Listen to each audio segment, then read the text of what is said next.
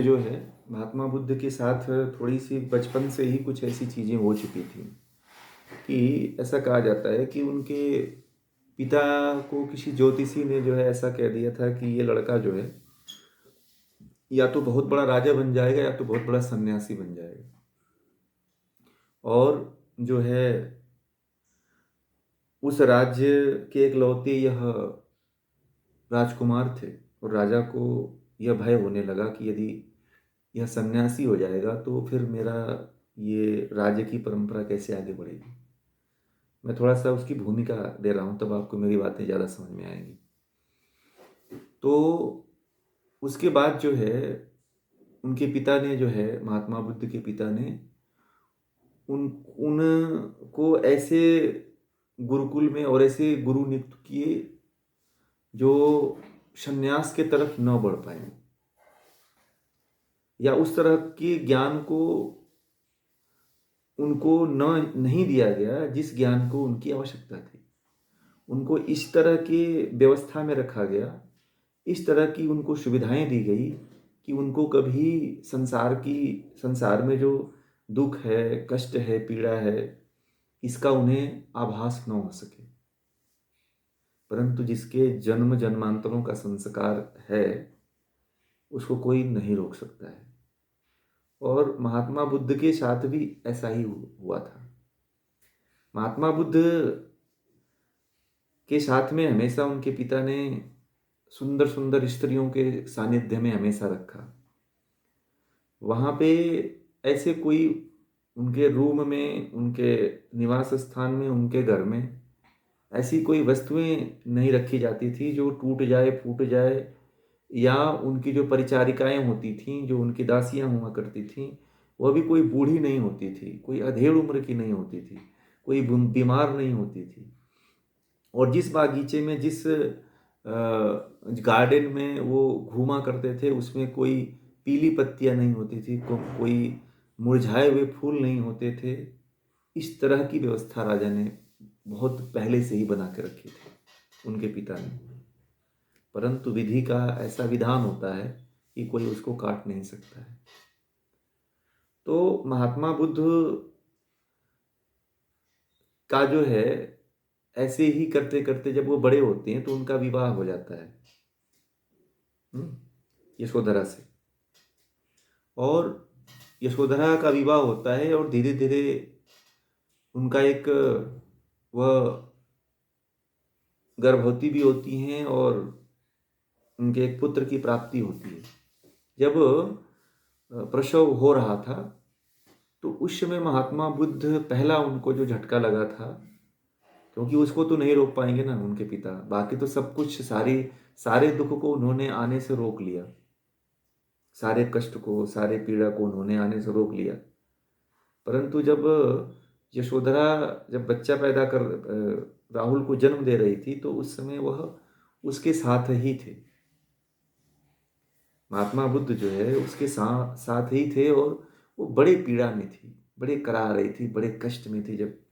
और आप लोगों को पता भी होगा कि जब बच्चा पैदा होता है तो कितना कष्ट होता है। तो इस कष्ट को देख कर के महात्मा बुद्ध के जीवन में बहुत बड़ा झटका लगा, बहुत बड़ा झटका लगा। और महात्मा बुद्ध इस दृश्य को देखे, अपनी आँखों देखा उन्होंने। कहा कि स्त्री को इतना कष्ट होता है और जन्म लेने में इतना कष्ट भोगना पड़ता है। सबसे पहला झटका तो उनको यहीं लग गया। उनके पिता ने पूरे दुनिया में, पूरे राज्य में कोई दीन दुखी या सहाय न दिखे ऐसी व्यवस्था बना दिया था। परंतु विधि का विधान ऐसा होता है कि परमात्मा दुनिया का सबसे बड़ा कष्ट उनके घर में, उनके पत्नी को ही दे दिया। और वहाँ से ही जो महात्मा बुद्ध का वैराग्य था, वह पनपने लगा। महात्मा बुद्ध कोई जोश होश में घर नहीं छोड़े थे। मैं उसी वैराग्य की बात कर रहा हूँ जहाँ से वैराग्य उनका उत्पन्न होना शुरू हुआ। और ये कोई एक जन्म का वैराग्य नहीं था। आप भी देखते हो, मैं भी देखता हूँ कि बच्चा जन्म लेता है तो बड़ा कष्ट होता है। परंतु आपके मन में क्यों नहीं आया कि चलो घर को, बड़ा जीवन में कष्ट है, चलो घर को छोड़ देते हैं। वही क्यों छोड़ा? उसी समय क्यों छोड़ा? ऐसा इसलिए हुआ कि वह एक जन्म का तप नहीं था, उसके पूर्व जन्म का भी ऐसा वैराग्य था, जो इस जन्म में वो जागृत हो गया। वो राजा ने तो बड़ा प्रयास किया कि इसको दबा दे, परंतु नहीं दब पाया। ऐसे आदि शंकराचार्य के साथ हुआ था ना। आदि शंकराचार्य की माँ बहुत चाहती थी कि उनके पिताजी गुरुकुल के आचार्य थे, उनकी मृत्यु हो गई। अब उनकी माँ चाहती थी कि मेरा बेटा ही जो है इस गुरुकुल का आचार्य बने, परंतु आदि शंकराचार्य का वैराग्य इतना, पूर्व जन्म का संस्कार ही ऐसा था कि उनकी माँ ने ही नहीं रोक पाई। एक छोटी उम्र में बच्चा जिस चीज की मांग करता है, वह छोटी उम्र में मांग करता था कि माँ मैं संन्यास लेना चाहता हूँ। कोई ऐसा होगा आपका बच्चा कभी ये कहे कि मैं, एक छोटा सा बच्चा 10 साल 12 साल की उम्र में कहने लगे कि मैं संन्यास लूंगा? और मैंने तो कभी सुना ही नहीं कि कोई ऐसा बच्चा इतनी कम उम्र में कहे कि मैं संन्यास लूंगा। वो अपने माँ से यही मांग करते थे आदि शंकराचार्य। बचपन में ही मांग करते थे कि मैं संन्यास लूंगा, मुझे आदेश दे दे, क्योंकि माँ का आदेश लेना पड़ता है। बिना माँ के आदेश के संन्यास नहीं होता। ये डेली कहा करते थे कि मुझे संन्यास दे दो, क्योंकि उस समय उनका पूरे जन्म का संस्कार ऐसा था। उनकी माँ जो है टाल दिया।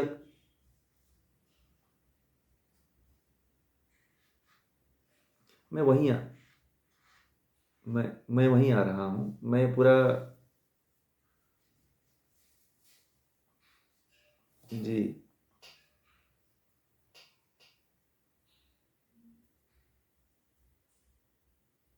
भाव बता दीजिए। हाँ।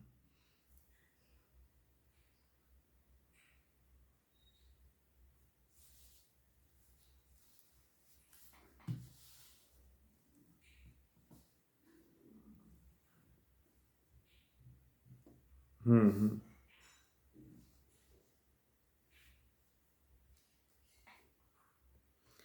मैं वहीं पे आ रहा था कि जो वैराग्य था, जो वैराग्य उत्पन्न हुआ महात्मा बुद्ध को, और महात्मा बुद्ध ने घर छोड़ दिया। ठीक है, राजपाट को छोड़ करके घर से निकल गए। ठीक है, जो आपका पहला प्रश्न था कि वो भी घर से निकल गए, है ना, और वो भी घर से निकल गए, और घर से निकलने के बाद जो है वो भी ज्ञान को उपलब्ध हुए, क्योंकि उनके अंदर वैराग्य था और ज्ञान को उन्होंने प्राप्त किया। ठीक है, एक वैराग्य था जो, और वह वास्तविक ज्ञान को प्राप्त हुए, और उनके पीछे करोड़ों की एक बहुत भीड़ इकट्ठा हुई। ठीक है, उस दिशा के तरफ चली। ठीक है, उस दिशा के तरफ चली, और बड़े बड़े राजा जो उस समय के थे वो भी जो है उस तरफ चलने लगे। परंतु आप देखें तो मैं यही कहना चाहूँगा, मेरा दृष्टिकोण तो यही बनता है कि यह भी जो महात्मा बुद्ध का जो ये रास्ता था, ये रास्ता मुझे नहीं लगता है कि पूर्ण स्थायी था और इस अस्थायित्व पे पूरी दुनिया चल सकी। क्योंकि अनादिकाल में ऋषियों ने 4 आश्रमों की व्यवस्था किया था। ठीक है, 4 आश्रमों की व्यवस्था किया था: ब्रह्मचर्य, गृहस्थ, वानप्रस्थ और सन्यास। और देखिए, अनादिकाल से यदि आप देखेंगे तो यही परंपरा चलती चली आ रही है।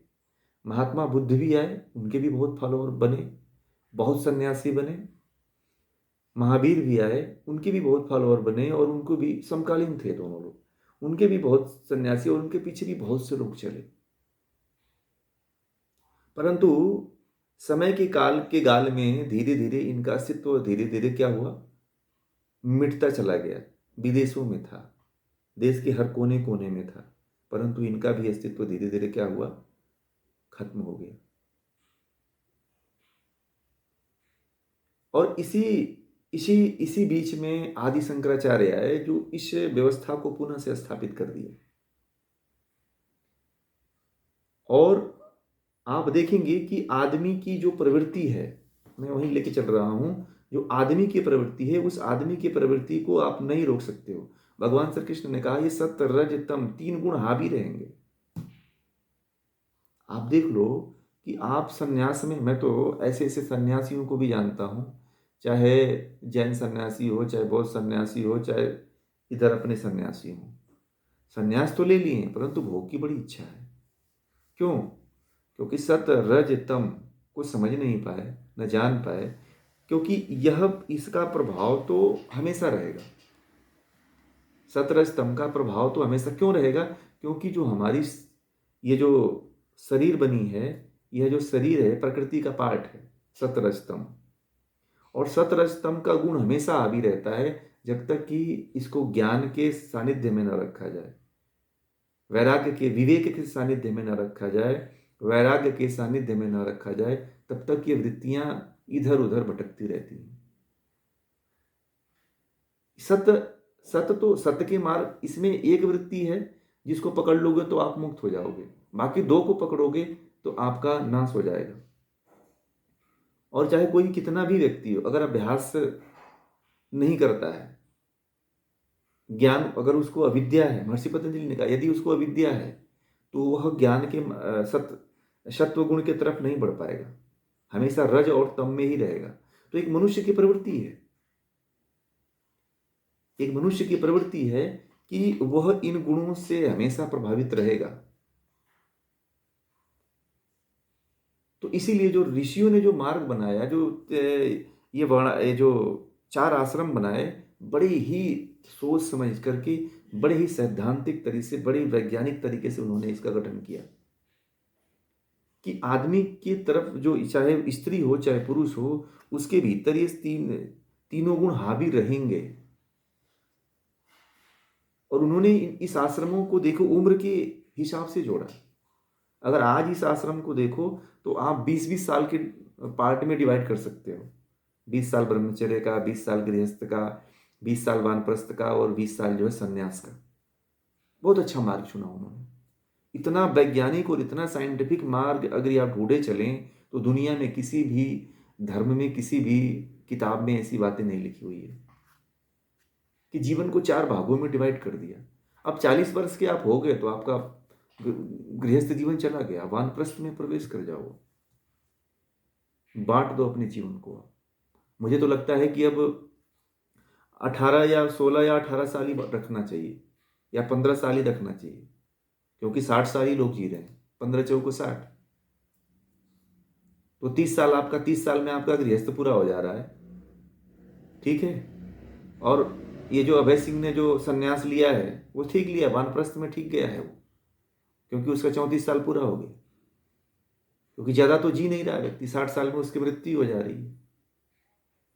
अगर 80 का एवरेज लेते हैं तो 40 20-20 साल के जो है पार्ट में आपको डिवाइड करके चलना पड़ेगा। तो इतना ही साइंटिफिक मार्ग है कि कोई रोकता नहीं है तुम, क्योंकि व्यक्ति की जो वृत्तियां हैं वो तो हावी रहती हैं, रजोगुण हावी रहता है, रजोगुण प्रधानता होती है, और ये गुण चाहे स्त्री हो चाहे पुरुष, सब में हावी होता है। और इसके विपरीत जो भी गया है देखो वो नष्ट ही हुआ है। आप पूरे इतिहास को उठा के देख लो, पूरे जो है आप इस जितने भी आज, ओशो का भी बहुत सन्यासी हुए थे, देश या विदेश में पूरा बहुत ज्यादा सन्यासी पटे पड़े थे, उनका भी अस्तित्व नहीं रहा। ऐसे बुद्ध का भी अस्तित्व नहीं रहा। क्यों? क्योंकि जो प्रवृत्ति है ना, सतरजतम की जो प्रवृत्ति है, आप उसको नहीं काट सकते हो, आप उसको मिटा ही नहीं सकते हो। आज देखो, आज बड़े बड़े सन्यास के पद पे जाकर के बचपन में जोश होश में सन्यास तो ले लिए। मुझे ऐसे ऐसे सन्यासी मिलते हैं जो कहते हैं कि हम आपसे ही बता सकते हैं कि हमने जोश होश में सन्यास तो ले लिया, परंतु अब जीवन बड़ा दुर्लभ सा लगता है, जीना बड़ा जीवन काटने सा लगता है। कभी कभी काटने लगता है कि हमने निर्णय क्यों ले लिया। मैं उनकी बात बता रहा हूँ, नाम नहीं लूंगा। मैं जैन सन्यासियों को भी जानता हूँ, मेरा उनसे भी परिचय है। उनकी भी व्यथा यही है, जो कहते हैं ना कि बड़ा कठिन तप करते हैं। मैं बौद्ध सन्यासियों को भी जानता हूँ और सनातन सन्यासियों से भी को भी मैं जानता हूँ। वो भी इस तरह के जो है जोश होश में अपने आप को सन्यास की तरफ ले तो गए, परंतु ज्ञान नहीं था। और इन वृत्तियों को, इन सतरस्तम की जो वृत्तियां हैं, महर्षि पतंजलि ने भी ये बात कहा, चित्त की भूमियों में रहने वाला धर्म ही समाधि है। और महर्षि पतंजलि का पूरा जो है, पूरा योग दर्शन जो है चित्त पे ही टिका हुआ है। और उसमें भी उन्होंने डिवाइड कर दिया, तीनों में कर दिया। एक सत रज तम, क्षिप्त विक्षिप्त मूढ़ एकाग्र निरुद्ध। इतना साइंटिफिक है ऋषियों का ज्ञान कि आप दुनिया का कोई इसे टक्कर दे ही नहीं सकता है। और देख लो जितना भी आया है चोरी छिपे कुछ ना कुछ करता रहेगा। क्यों? क्योंकि वह वृत्तियों जो सतरजतम है सत्व की तरफ बढ़ा ही नहीं, और रजतम में रमण कर रहा था, और वो धीरे से संन्यास ले लिया अपने आप को प्रसिद्धि के लिए, अपने आप को दिखाने के लिए, अपने आप को शो करने के लिए। परंतु वो प्रकट तो हो ही जाता है, आज नहीं तो कल प्रकट हो ही जाता है। अगर विचार आप एक उत्पन्न कर ले रहे हो, आज उत्पन्न मन में आपने कर लिया, वो देर सवेर पूरा होगा। इसलिए वेद में तो ऐसा भी कहा गया है कि आपको कोई ऐसे संकल्प मत लीजिए कि जिसको आप पूरा ना कर पाए। नहीं कर पाओगे तो अगला जन्म भी लेना पड़ेगा, ऐसा भी होता है। तो इसलिए जो है मेरे दृष्टिकोण में जो है सबसे महत्वपूर्ण और सबसे अच्छा मुझे जो मार्ग लगता है वह ऋषियों का मार्ग लगता है। क्योंकि मैं देखा हूँ कि मैं लगभग सभी पंथ में, सभी धर्मों में, और चाहे आप देख लेना इसी परंपरा को ईसाई लोग भी, जो यहूदी लोग हैं वो भी फॉलो करते हैं। ऋषियों के धर्म को यहूदी लोग भी फॉलो करते हैं। वो भी इसी जीवन को ऐसे ही जीते हैं जैसे हमारे धर्म में ब्रह्मचर्य, गृहस्थ, वानप्रस्थ और संन्यास ऐसे जीते हैं। अगर आपको चलो आपको बचपन में ही बुद्ध की तरह, आदि शंकराचार्य की तरह वैराग्य आ गया तो संन्यास ले लो, परंतु फैशन में नहीं होना चाहिए, दिखावे में नहीं होना चाहिए। वैराग्य हुआ ही नहीं है, संन्यास की तरफ बढ़ गए, ये कौन सा खेल है भाई? ज्ञान आपने प्राप्त ही नहीं किया, संन्यास कैसे ले ली? विवेकानंद की एक पुस्तक है, पतली सी पुस्तक है, उसमें लिखे हैं कि यदि तुम्हारे अंदर भोग की इच्छा जो है, यदि सुई के नोक के बराबर भी अगर भोग की इच्छा है तो संन्यास मत लेना। और भोग क्या है? कह रहे हैं संन्यास का एक नियम होता है, लोकेशना, वित्तेषणा और पुत्रेषणा। यदि इन तीनों में से कोई भी सुई के नोक के बराबर भी हो तो संन्यास मत लेना। विवेकानंद को पढ़ना आप लोग, विवेकानंद का वांग्मय पढ़ना, तो आप लोगों को इस पता चलेगा उसमें, ये बात उन्होंने लिखा हुआ है। तो जो ये हुजूम जा रहा है, आप क्या समझते हैं कि जो महात्मा बुद्ध जो है जिस रास्ते पे चले थे वो रास्ता सक्सेस हुआ? उसमें भी बहुत बड़ी बड़ी बड़ी भ्रांतियां हुई हैं जो हमें नहीं पता है। मैं उसको व्यक्त नहीं करना चाहता हूं, मुझे सब पता है वो उधर भी। प्रणाम प्रणाम।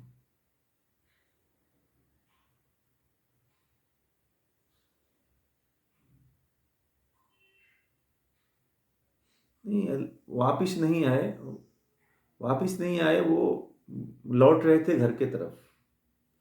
वह लौट रहे थे, उनको बहुत से गुरु मिले और कहे कि ये काम करो, तुम ऐसे कर लो, भूखे रह लो, नंगे घूम लो, ऐसे कर लो, सब कुछ कर लो। और फिर वह सब तंग आकर के सारी तपस्या करके, सब योग करके, साधना करके लौट रहे थे। बोले कि अब चलूंगा, अब घर पे मुझे साधना नहीं करना है। जा करके जो है बोध गया में एक पीपल का वृक्ष था, उसके नीचे बैठ गए, सहज समाधि लग गई।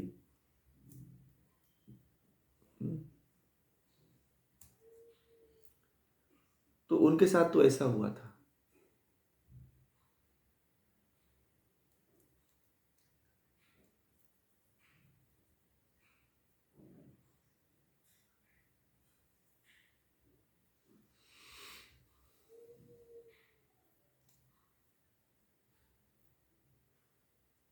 नहीं तो वो ज्ञान ज्ञान ज्ञान को प्राप्त कर लिए थे। जब वो बोधि को प्राप्त हो गए, जब वो प्राप्त हो गए थे, तो वो देखिए, एक नियम होता है, जिस परंपरा से उन्होंने संन्यास लिया था उस नियम होता है कि भिक्षा या आदेश। नाथ परंपरा में ऐसा होता है कि वह जो संन्यास उनका लिया गया था, जो संन्यास जो नाथ परंपरा में जो दिया जाता है, वह पत्नी और माँ के हाथ से भिक्षा लिया जाता है। ठीक है? जो एक संन्यास जो दी जाती है नाथ परंपरा में, जो दीक्षित होते हैं ना, तो उसमें जो है माँ से वस्त्र या माँ से कपड़े या माँ से भिक्षा यमा से जो है क्या नाम है, आदेश। तो उस समय जो है महात्मा बुद्ध को जब ज्ञान प्राप्त हुआ तो वह अपनी पत्नी को माँ मान चुके थे।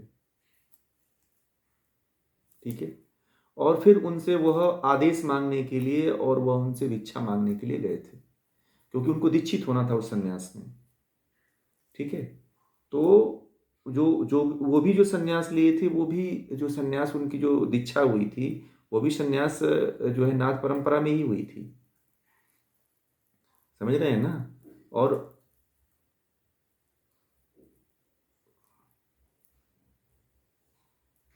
हाँ, वो सांख्य योगी ही थे। और सांख्य योगी या नाथ योगी जो भी रहे, जो भी है ना, ये तो एक बहुत बड़ी परंपरा चली है। नाथ योगियों के जो इनकी संन्यास परंपरा लिए थे ना, संन्यास जो ये लिए थे, जो भिक्षा मांग के जो संन्यास लिए थे, वह नाथ परंपरा में ऐसा होता है। आ, आदेश जो होता है, और उनका जो पूरा ज्ञान है आप देखोगे तो सांख्य का ही ज्ञान है। महात्मा बुद्ध का जो ज्ञान है, वह पूरा ज्ञान जो है सांख्य का ही ज्ञान है। बाकी कुछ उन्होंने और थोड़ी दिया है। उन्होंने कोई अलग से ज्ञान थोड़ी लाया जो। अब महात्मा बुद्ध कोई महर्षि कपिल से आगे थोड़ी हुए हैं। महर्षि पतंजलि से पहले के महात्मा बुद्ध थोड़ी हुए हैं। आपको, आप लोगों को ये पता होना चाहिए कि चाहे महात्मा बुद्ध हुए चाहे महावीर हुए, ये लोग जो है मानना महर्षि पतंजलि से पहले के हैं। पहले के हैं क्या ये? नहीं, बस सब बाद हुए हैं ना ये लोग। तो ज्ञान कहाँ से मिला है इनको? अच्छा, उस समय जब महात्मा बुद्ध थे, तो अभी इस समय दर्शन की स्थिति और वेदों की स्थिति ऐसी है, तो क्या उस समय वेद और दर्शनों की स्थिति उच्च उच्च अवस्था में नहीं रही होगी? रही होगी, नहीं रही होगी? तो गुरुकुल में तो वो भी पढ़े थे ना, वो भी तो अपने गुरु के यहाँ जा करके पढ़े थे। तो गुरुकुलों में तो ये सब पढ़ाया जाता था, वेद उपनिषद सब पढ़ाए जाते थे। तो क्या महात्मा बुद्ध को ये ज्ञान नहीं हुआ था? हुआ था। तो लोगों ने कह दिया कि महात्मा बुद्ध ने तो कोई अलग धर्म चला दिया। उनके शिष्यों ने ये बना दिया कि उन्होंने तो कुछ अलग ही ज्ञान, अलग ही परंपरा चला दिया। उन्होंने सांख्य को एक्सप्लेन कर दिया बस। योग दर्शन को एक्सप्लेन कर दिया बस। उसको जी लिया और लोगों को सिखाया। परंतु महात्मा बुद्ध तक तो ये बात ठीक रही, परंतु जब उनके शिष्य आए तो उसमें बहुत काफी परिवर्तन कर दिए, और बहुत काफी परिवर्तन करके उसको विकृत अवस्था में ला दिया।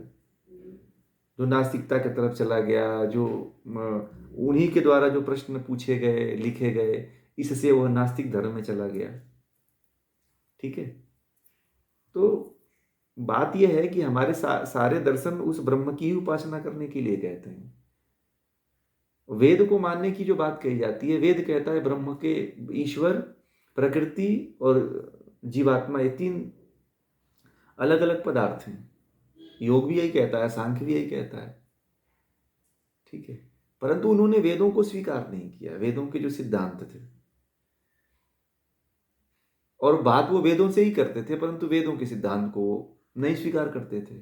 बात वही बोलते थे, परंतु वो, जैसे ओशो बोलते थे, ओशो सभी दर्शनों से ही बोलते थे, परंतु दर्शनों का नाम नहीं लेते थे कि मैं इस दर्शन से बोल रहा हूँ, मेरा जो ज्ञान है वो इस दर्शन का है। वो इस मूल चीज को नहीं लोगों को पकड़ाते थे। वो अपने अपने वक्तव्य को, अपने स्पीच को लोगों को पकड़ाए थे, तो लोग उससे आकर्षित होते थे। इसी इससे क्या हुआ कि जो हमारी सनातन संस्कृति थी, जो लोगों की रुचि थी ग्रंथों के प्रति, वो हट गई। और अभी बहुत से ऐसे गुरु हैं जो कहते हैं कि तुम शास्त्र पढ़ने की क्या जरूरत है, तुम सब तुम्हारे भीतर है, सब मूर्ख बनाते हैं। आपको नहीं पता होगा कि ओशो ने 1 लाख पुस्तकें पढ़ी थी। कहाँ से बोलते थे? हैं? बहुत ऐसे गुरु हैं जो ग्रंथों को पढ़ करके बोले, और परंतु ग्रंथों के बारे में लोगों से ये नहीं कहे कि ग्रंथों को जानो, अपने मूल संस्कृति को पकड़ो। तो ऐसे ही महात्मा बुद्ध थे। क्या महात्मा बुद्ध का ज्ञान ज्ञान स्वतः ही ऐसे हो गया क्या? जो भी महात्मा बुद्ध ने ज्ञान दिया है, अपने शिष्यों को ज्ञान दिया है, वो कहाँ से दे दिया उन्होंने?